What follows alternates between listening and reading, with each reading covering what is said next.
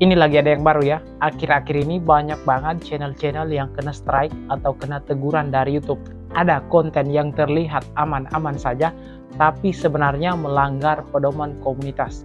Jadi teman-teman, sekarang itu kita tidak boleh mengupload sembarang konten ke YouTube. Karena jika kita sembarangan mengupload konten ke YouTube yang bisa merugikan orang lain, bisa-bisa konten kita dihapus oleh YouTube dan channel YouTube kita kena teguran pedoman komunitas. Dan jika channel YouTube kita 3 kali kena teguran pedoman komunitas, bisa-bisa channel YouTube kita di-banned. Jadi teman-teman, di video kali ini saya akan jelaskan ada 5 jenis konten yang tidak boleh di-upload ke YouTube. Dan jika kalian masih nekat mengupload ke YouTube 5 jenis konten ini, siap-siap channelmu kena strike atau kena teguran dari YouTube. Jadi teman-teman, jenis konten yang pertama yang tidak boleh di-upload ke YouTube yaitu konten kekerasan. Nah, konten kekerasan ini teman-teman, misalnya kita ini merekam sebuah adegan yang terjadi kecelakaan. Misalnya orang lagi kecelakaan di jalan atau kebakaran. Nah, itu termaksud kategori konten kekerasan. Dan jika kita mengupload konten seperti itu ke YouTube, bisa-bisa konten kita dihapus oleh YouTube dan channel YouTube kita kena strike atau kena teguran dari YouTube. Jadi buat teman-teman YouTuber pemula, jangan coba-coba mengupload jenis konten seperti ini karena bisa-bisa channel YouTube kalian kena teguran dari YouTube. Lalu teman-teman, jenis konten yang kedua yang tidak boleh di-upload ke YouTube yaitu konten yang merugikan pihak lain. Nah, konten yang merugikan pihak lain itu seperti apa? Misalnya nih, konten tutorial cara mendownload video dari YouTube.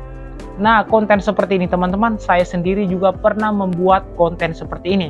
Dan setelah 1 minggu kemudian, setelah viewer saya sudah 1000 ke atas, tiba-tiba konten saya dihapus oleh YouTube dan channel YouTube saya kena strike dari YouTube atau kena peringatan dari YouTube.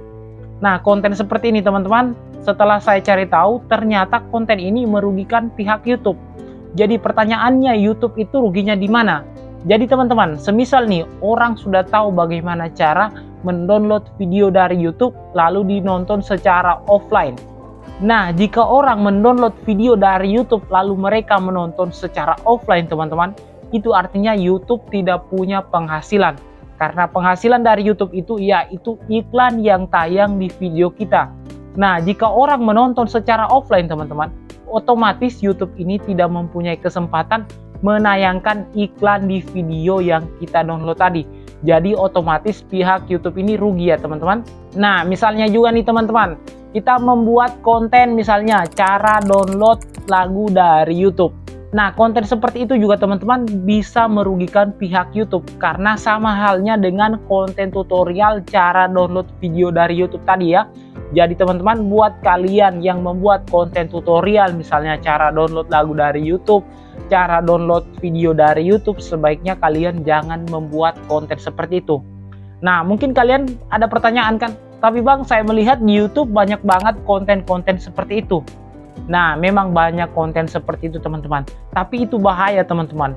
Nah, coba kalian perhatikan teman-teman, video itu walaupun viewersnya atau waktu tontonnya sudah 100.000 kali ditonton, tapi itu nggak ada iklannya teman-teman. Itu artinya video itu sementara ditinjau oleh YouTube. Dan kapan saja konten itu bisa dihapus oleh YouTube. Jadi walaupun konten seperti itu banyak diupload ke YouTube, kalian gak usah ikut-ikutan membuat konten seperti itu. Karena saya tahu teman-teman, konten seperti itu banyak viewersnya. Tapi itu bahaya teman-teman buat channel YouTube kita.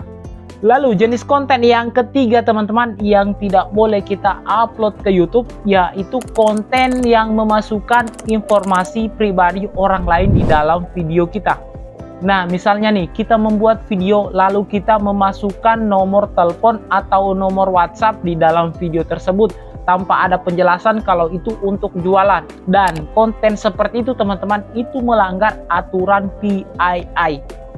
Jadi teman-teman, buat kalian yang membuat konten yang seperti itu, yang suka memasukkan nomor telepon di dalam konten kalian, sebaiknya kalian berikan disclaimer. Misalnya kalian jelaskan di video ini dimasukkan nomor telepon karena ini untuk jualan, untuk bisnis. Tapi jika kalian tidak menjelaskan seperti itu teman-teman, bisa-bisa konten kalian dihapus oleh YouTube. karena itu melanggar aturan PII. Lalu jenis konten yang keempat teman-teman yang tidak boleh di-upload ke YouTube, yaitu konten cara download KineMaster tanpa watermark. Nah, konten seperti ini teman-teman, saya juga pernah membuatnya teman-teman. Dan pada saat itu videonya belum sempat saya publik teman-teman, tiba-tiba saja sudah dihapus oleh YouTube. Nah, ini menurut saya sangat bahaya sekali teman-teman di antara konten yang saya jelaskan tadi. Karena konten ini teman-teman baru saya upload, belum saya publik, tapi sudah dihapus oleh YouTube. Nah, ternyata teman-teman konten seperti ini juga termaksud konten kategori merugikan pihak lain. Nah, di sini saya akan coba jelaskan mengapa konten ini disebut merugikan pihak lain. Jadi begini teman-teman, aplikasi KineMaster ini aplikasi berbayar jika kita ingin menggunakan fitur tanpa ada watermark. Nah, jika kita membuat konten tutorial cara mendownload aplikasi KineMaster tanpa watermark, itu artinya kita merugikan pihak yang punya aplikasi KineMaster ini. Dan itu termaksud konten yang merugikan orang lain. Jadi buat teman-temanku yang suka membuat konten tutorial, saya sarankan kalian jangan membuat konten seperti itu teman-teman. Karena bisa-bisa channel YouTube kalian bisa kena strike dari YouTube. Jadi bahaya banget teman-teman kalau channel YouTube kita sudah kena strike atau kena teguran pedoman komunitas. Biasanya itu misalnya video kita itu sudah banyak yang nonton, channel YouTube kita itu sudah mulai berkembang. Tapi kalau channel YouTube kita kena teguran pedoman komunitas, biasanya itu viewersnya langsung anjlok teman-teman, langsung menurun. Nah, selain itu teman-teman, jika kita kena teguran pedoman komunitas yang pertama, kita itu tidak boleh mengupload video selama, kalau saya nggak salah, 15 hari teman-teman. Nah, jika seterusnya kita terus melanggar teman-teman, bisa-bisa channel YouTube kita di-banned atau dihapus dari YouTube. Jadi bahaya banget ya buat channel YouTube kita. Kita sudah capek-capek membangun dari nol, tapi dihapus oleh YouTube. Pasti itu menyakitkan. Lalu jenis konten yang kelima teman-teman, yaitu konten misalnya kita menyembelih hewan. Terus kita rekam, lalu kita upload ke YouTube tanpa ada di sensor darahnya itu. Itu bisa kena teguran pedoman komunitas teman-teman. Karena konten itu konten kekerasan juga teman-teman. Jadi misalnya nih, kalian sementara menyembelih peliharaan kalian, misalnya sapi atau ayam misalnya. Lalu kalian rekam, lalu kalian upload ke YouTube. Tanpa ada di sensor itu darahnya teman-teman, itu termaksud konten kekerasan teman-teman. Jadi jangan coba-coba mengupload konten yang ada darahnya ke YouTube, karena itu termaksud konten kekerasan teman-teman. Oke teman-teman, mungkin pembahasan kita segitu saja, dan jika video ini bermanfaat buat kalian, jangan lupa like dan subscribe. Saya Helpin undur diri, sampai jumpa di video berikutnya. Terima kasih sudah menonton, salam sukses.